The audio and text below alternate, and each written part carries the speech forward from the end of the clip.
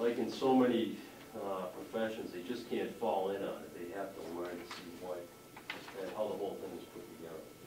Is there anything confidential in that system? Well, it is, because a lot of it is tied into the main criminal information system.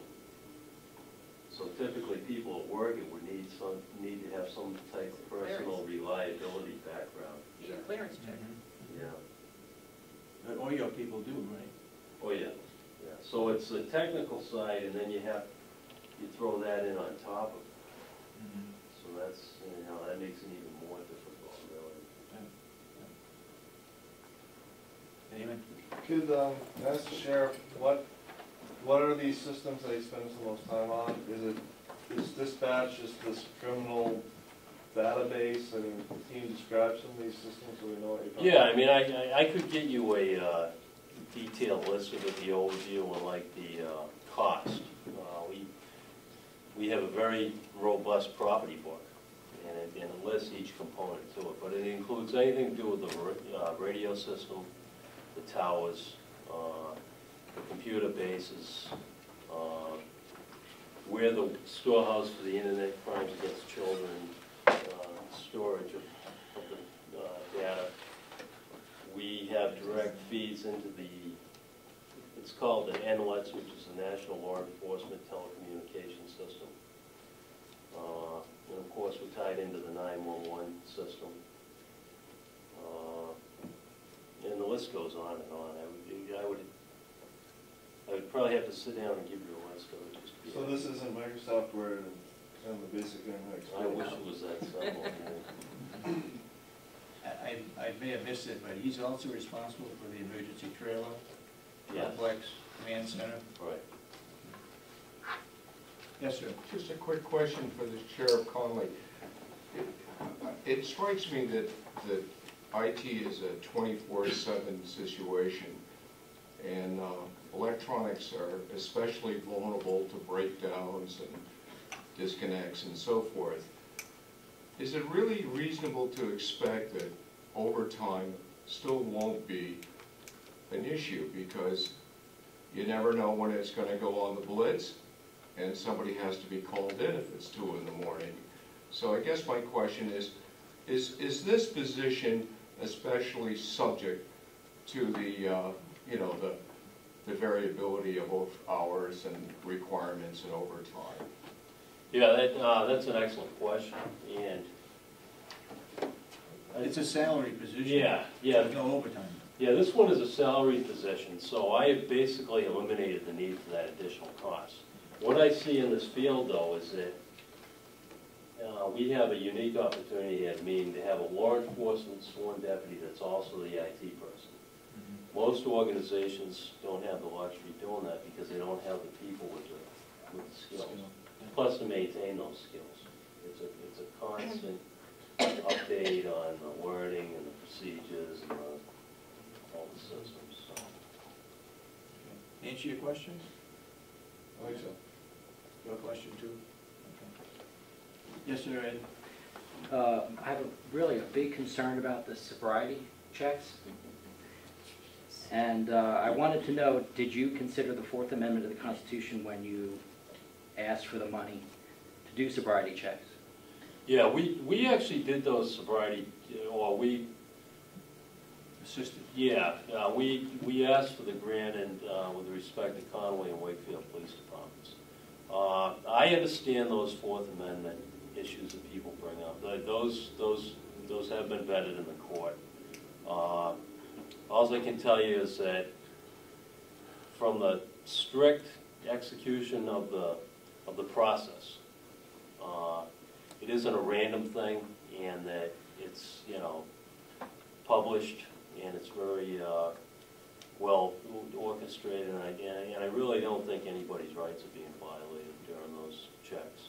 Now, there are other ways to do those BWI checks, and the other most popular way, and the one that I think is most effective, is they have random police patrols, as opposed to a roadblock, and I really don't like that term roadblock, but it's a roadblock.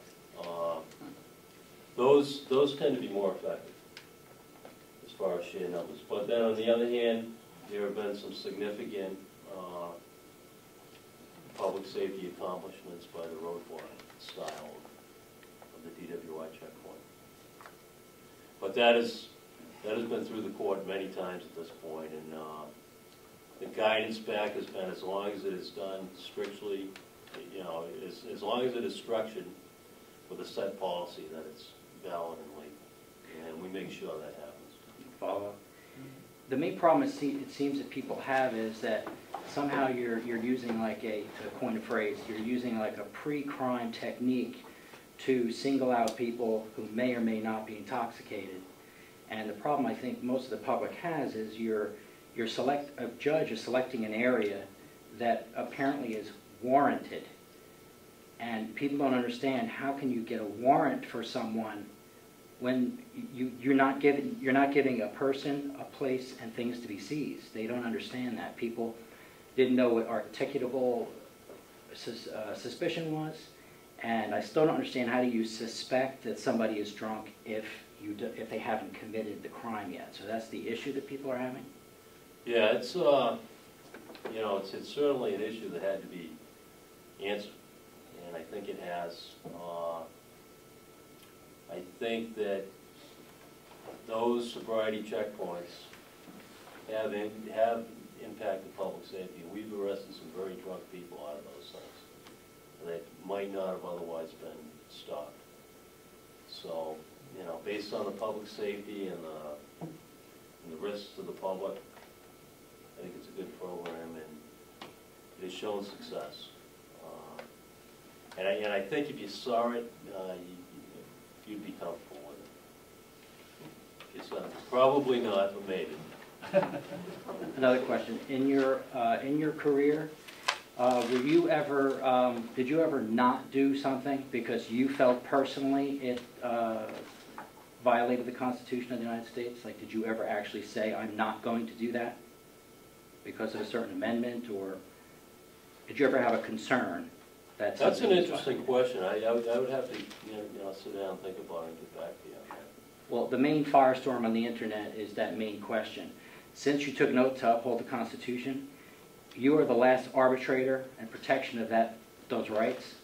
And technically, the public feels that if you're given a task to do something, even though it's in law, that you have the ability to say, I'm not doing that because I believe it's against the Fourth Amendment, the Second Amendment, etc.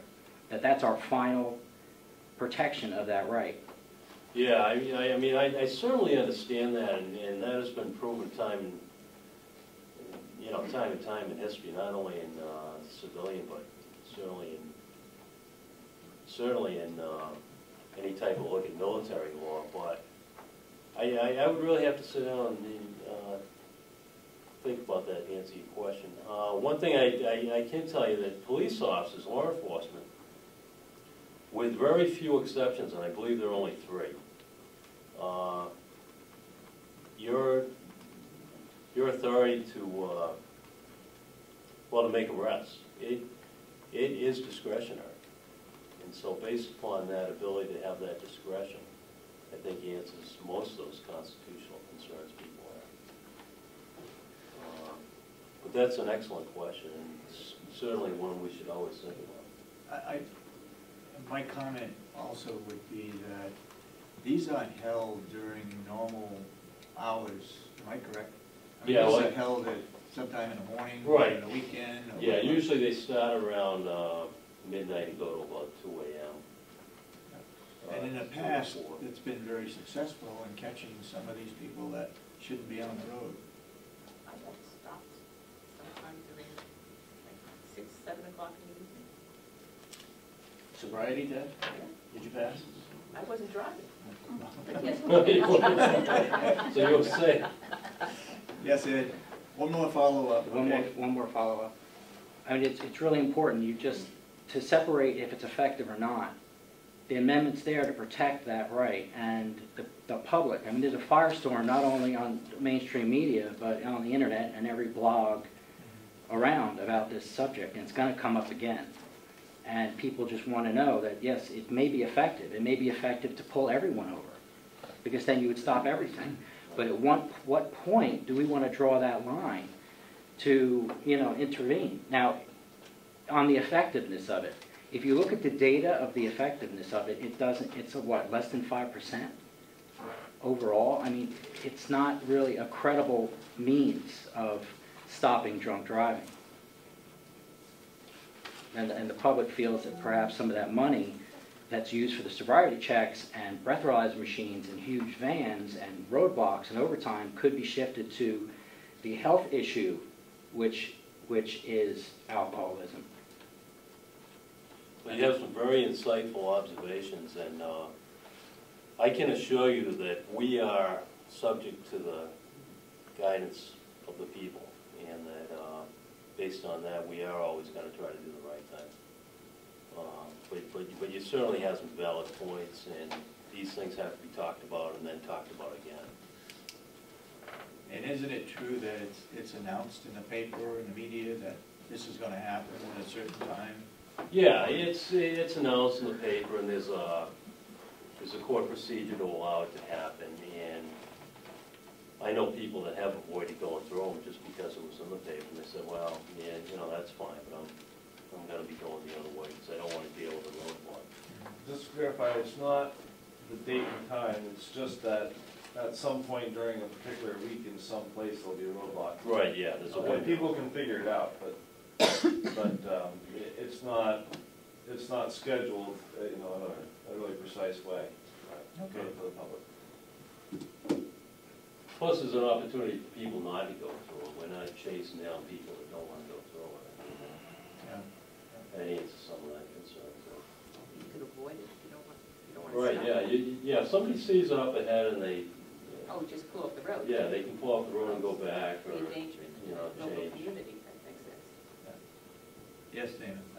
Ed and I spoke to the Wakefield chief, and that's not quite true, because they will chase you.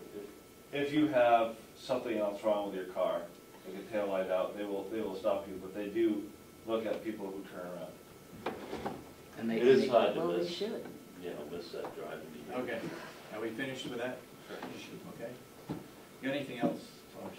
I have Other a, than non-public, I guess? no, I have a speed grant that I wanted to drop off for your review. Okay. It's for a speed enforcement on a 16 car. It's the same one we've been doing for In the some. southern part of the Route 16? This one's not named, I think it's on a range.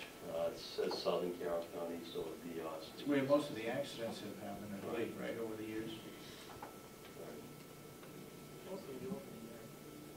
And there's a letter from the program manager. Yeah, that you want to say.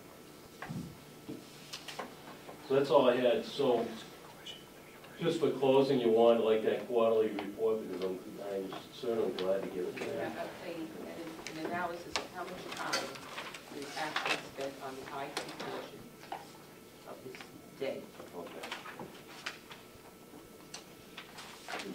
Do you have something in non-public too, or no? No, I didn't have Oh, okay.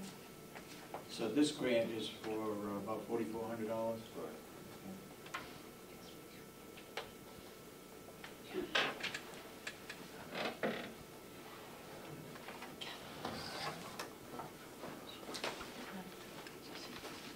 you have any, accept a motion to sign this This is for the grant? This is for speed, for Route 16, speeders on Route 16. and for $4,472.60. In other words, we can't speed on 16. I guess what? I put my car in cruise. All right. Well, I put my car in cruise, and I got stopped by a state trooper in off-speed because they didn't take it off cruise. Yeah, well, that happens. And that was around midnight. Yeah, that's good. Okay, You want to make a motion that we, I'll make a motion to accept the highway safety project grant highway safety project grant, for $4,472.60. I'll second it. Any further discussion? All those in favor of the motion say aye. Aye. Aye. And so, and abstain, or? No, oh, aye. You, aye? Okay. Me. All right, then that motion's passed. Okay, what was the number again? 47? 4,000. 400.